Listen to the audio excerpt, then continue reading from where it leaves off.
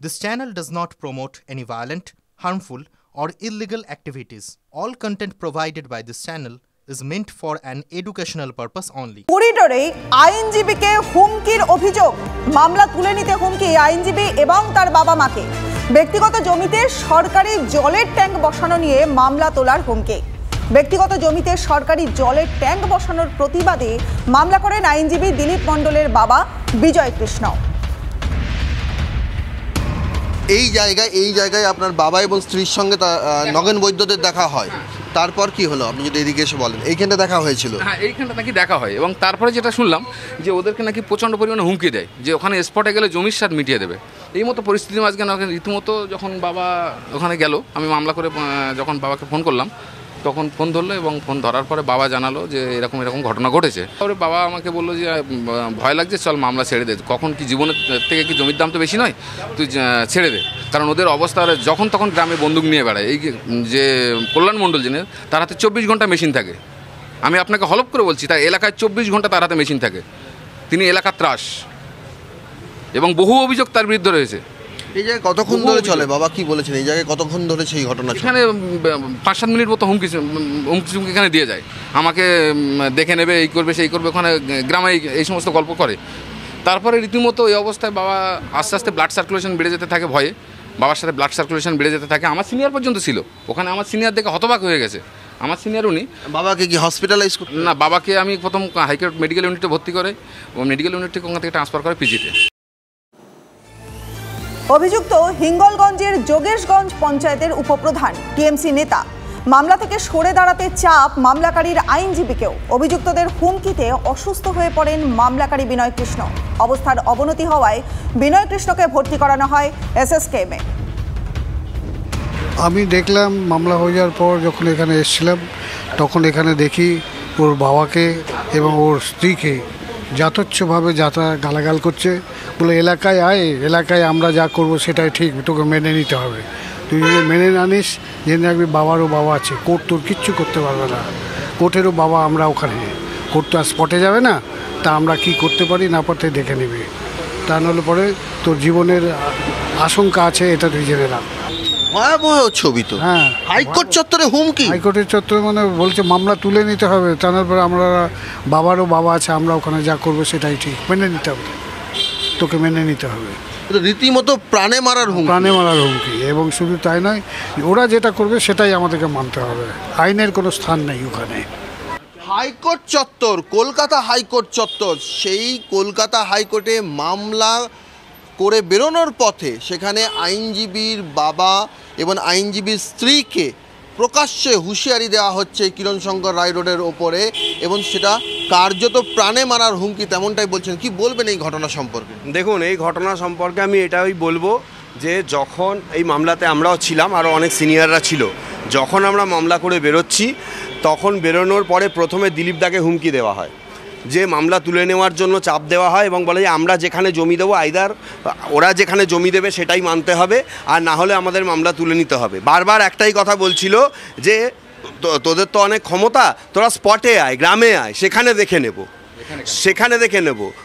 কোর্টে অনেক কথা তোরা বলছিস, তোরা গ্রামে আয়, কি করতে পারবি সেখানে তোদেরকে দেখে নেব, এই রকমভাবে হুমকি। আমি তখন সেটা প্রতিবাদ করি। আমাকে সাইড থেকে কেউ একজন বলল, উকিলবাবু মামলাটা ছেড়ে দিন, নাহলে পরে ফলটা বুঝতে পারবেন। আমি বুঝতে পারিনি কে বলেছে, বলে বেরিয়ে গেছে এবং এদেরই দলের লোক ছিল। আমি সেটা এইটুকু আইডেন্টিফাই করতে পেরেছি। আমার এইটা মনে হয়েছে যে এটা একটা গ্যাং, এবং এই যে কল্যাণবাবু যার কথা আমরা শুনলাম, ওপেন কিন্তু মানে ওপেন বন্দুক নিয়ে ঘোরে এবং ওর নামে অনেকগুলো কেস রয়েছে, থানাতে পয়সা দিয়ে ম্যানেজ করে, এবং এই উপপ্রধানের নামে অনেকগুলো কেস রয়েছে। আজকে হাইকোর্টের বুকে একজন আইনজীবী, আমাদের সিনিয়র কলিগ দিলীপদা বা তার ফ্যামিলি, আজকে তারা যেভাবে হ্যাকেলড হচ্ছেন, আমাকে যেভাবে প্রচ্ছন্নভাবে হুমকিটা দেওয়া হলো, এরপরে আমার শুধু একটাই কথা মনে হয়েছে যে সাধারণ মানুষের তাহলে কি অবস্থা। বাবা অভিযোগ করেছে, হ্যারাসমেন্ট থানায় অভিযোগ করেছে, এবার পরবর্তী সময় দেখা যাক কি হয়। কলকাতা হাইকোর্টেই সুরক্ষিত নন আইনজীবীরা।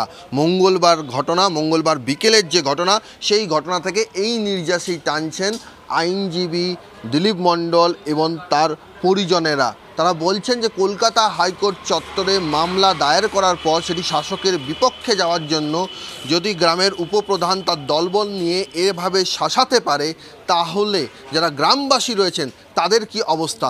যোগেশগঞ্জে, হিঙ্গলগঞ্জে যে ভোট পরবর্তী হিংসার অভিযোগ আসছে, তাহলে কি উপপ্রধানের এই আচরণ, প্রধানের এই আচরণ, সেটা কি তারই প্রমাণ দিচ্ছে?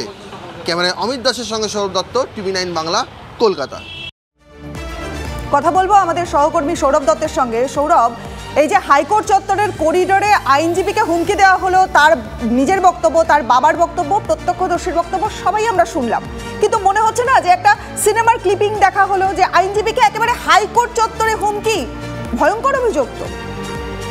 রনিপা, দেখো, অভিযোগের যা অভিযোগ করা হয়েছে সেই অভিযোগের নির্যাস অন্তত সেই রকমই। যে ঘটনা ঘটেছে তার একটা জমি রয়েছে 5 কাঠার মতো, একটা 2 কাঠা 5 কাঠার মতো একটা জমি রয়েছে। সেই জমি তার অজান্তে সেখানে জলাধার নির্মাণ হচ্ছে, সেই অভিযোগের প্রেক্ষিতে তিনি মামলা দায়ের করেছিলেন আইনি সমাধানের জন্য। আইনের দ্বারস্থলে কলকাতা হাইকোর্টে আইনি মামলা চলছে, আইনের পথে যা বিচার হবে সেটাই প্রণিধানযোগ্য। কিন্তু সেক্ষেত্রে এই ধরনের ঘটনা কেন ঘটলো সেই প্রশ্নই তারা তুলেছেন। আমরা কথা বলেছিলাম উপপ্রধান এবং উপপ্রধান নগেন বৈদ্য এবং প্রধান রূপা মণ্ডলের স্বামী কল্যাণ মণ্ডলের সঙ্গে। তারা অভিযোগ অস্বীকার করেছেন। উপপ্রধানের বক্তব্য হচ্ছে যে আইনি পরিভাষা অন্যরকম হতে পারে, গ্রামের পরিভাষাতে তারা কথা বলেছেন। আর সেখানেই প্রশ্নটা উঠছে যে গ্রামের পরিভাষা তাহলে কি? গ্রামের পরিভাষা হুমকি, গ্রামের পরিভাষা শাসানো? রনিপা, একদমই সৌরভ, নজর থাকবে। আপাতত ধন্যবাদ তোমায়। বাকিটা জানিয়ে দিই যে হাইকোর্টের মধ্যে এমন হুমকি এবং এই বচসায় স্বাভাবিকভাবে চাঞ্চল্য ছড়িয়েছে।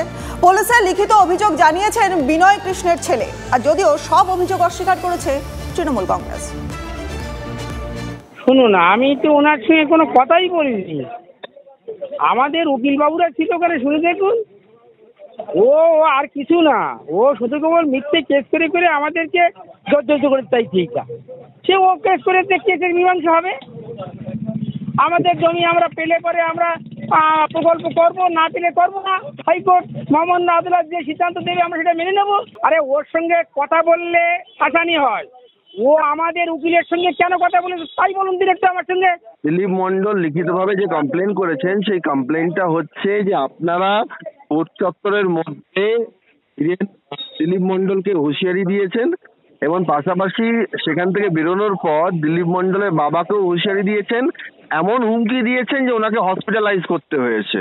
না, আমরা কোনো হুমকি দেইনি। কেন হুমকি দেবো? আচ্ছা বলুন তো, আপনি আমার নামে কেস করেছেন, আমি কোর্টে মহামান্য আদালতের কাছে গিয়েছি, সেখানে যদি রায় দেবে সেটা তো আমাকে মানতে হবে। ওর সঙ্গে আমার হুমকি দিয়ে গন্ডগোল করে আমার কোনো লাভ আছে? আপনি গ্রামে আসুন, TV9-কে এসে দেখুন যে 685 দাগে যে জমিতে হচ্ছে সেই জমিটা কার নামে আছে, কে দখল করছে। স্যার, এটা সম্পূর্ণ মিথ্যা এবং অবৈধ। কেন কি, এখানে আমাদের এখানে বাড়ি, আমাদের জয়জয় অঞ্চলে ওনার বাড়ি, উনি ওখানে ওকালতি করেন। এখন আমরা বারবার ওনাকে রিকোয়েস্ট করছি আপনার জমি জায়গা যা আছে এখানে আপনি এসে মাপযোগ করুন, কিন্তু উনি আসছেন না। ওখানে উকিল হওয়ার সুবাদে ওখানে কন্টিনিউ কেস কাভারি করেই চলেছে।